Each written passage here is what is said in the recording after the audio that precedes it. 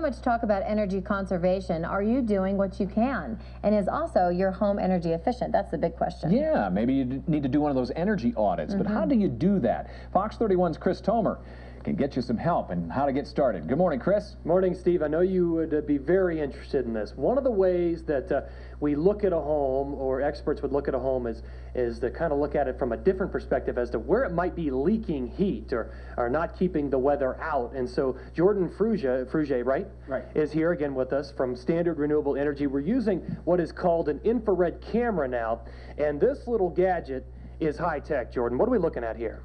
Well, Chris, what we're looking at is we're using this camera to take a look at the walls and identify places behind there where we may be losing heat to the outside. And particularly what we're looking for is places where insulation may be missing or wasn't properly sealed. And that'll give us a good idea and explanation of why we may have cold rooms or higher heating bills. And we're looking at different colors here, and I'm just guessing, but the hot colors are those oranges and those reds. That's where a lot of the heat is, but what are the other colors indicating here?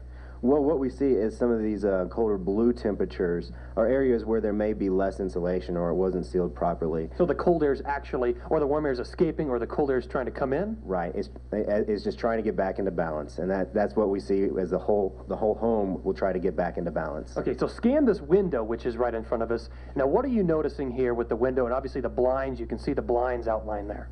Right. Well, what I'm saying is those blinds are really, they're a consistent temperature to what I'm seeing to all the other interior walls. And blinds are very helpful, and so that's a good thing from an energy perspective. And as you can see, as we pan down into that window where the blind has been lifted up, you can immediately see the temperature dropped, and it's much colder directly against the glass than it would be against those blinds. Okay, so basically you're seeing where we're losing heat. How would you fix something like that?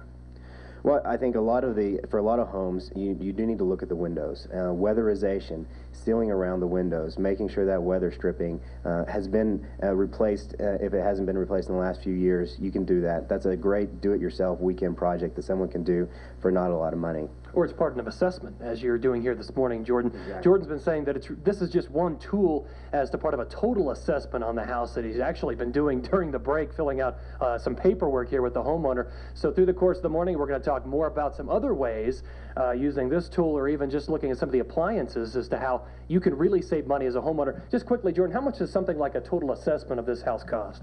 Well, we charge $150 to come out and do an assessment of the home. And we probably will save more in the long run, right, to really knock that out. Absolutely. Yeah. So we'll talk more about that, Peggy and Steve. Very interesting. Infrared, something we use in weather all the time. And $150, that's pretty reasonable. All right, meteorologist so. Chris Tomer, great topic there.